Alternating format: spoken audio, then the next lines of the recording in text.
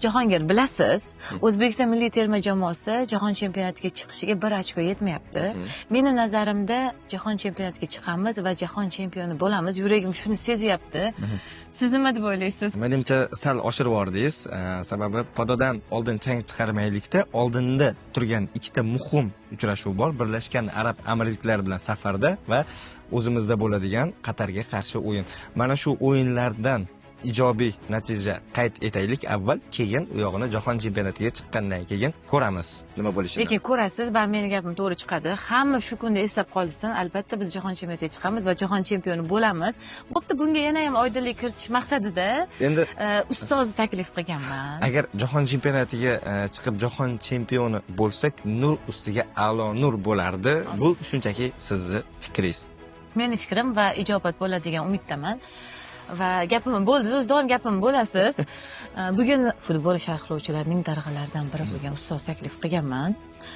Siz ularni taniysiz, juda ham yaxshi ko'rasiz, juda ham hurmat qilasiz. O'zi siz taklif qilishimdan maqsad ham shu, menga yordam berasiz. Sharhlovchilarni hurmat qilaman, ustozlarimiz. Lekin bu insonni o'zgacha taniymiz, o'zgacha bilamiz. Radioni shundoq qulog'ini buraganimizda ovozi quloqlarimiz ostida jaranglaydi. Ovozdan hamma taniydi. Ajoyib ovoz sohibi. Mana kirib keldilar ustoz. Assalomu alaykum ustoz. Assalomu alaykum. Assalomu alaykum ustoz. Yaxshimisiz? Yaxshi keldingizmi? Yaxshimi? Rahmat. Bizni hurmat qilib kelganingiz uchun rahmat. Judayam xursand bo'ldik. Tanjoningiz sog' bo'lsin. Marhamat, keling. Assalomu alaykum yana bir bor. Assalomu alaykum ustoz, yana bir bor. O'zinglar yaxshimisiz? Rahmat. Xush kelibsiz. Shu vaqt bo'ling.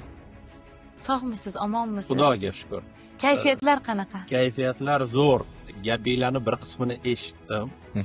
Agar Zulxumor aytgandek O'zbekiston terma jamoasi jahon chempioni bo'lsa, mana shu qizga men bitta mashina olib beraman. Qo'lda kelishda bo'ldi. Demak, mashinali bo'larkanmi? 24 soat duodamiz. Mashina olib bermasangiz ham biz jahon chempioni bo'lsak, menga shuni o'zi yetadi. Chunki juda ham shu kunni kutyapman. Yoshligimizda dadam futbolda o'ynagan, jahon terma jamoasida, ya'ni ichki ishlar xodimi sifatida o'ynagan.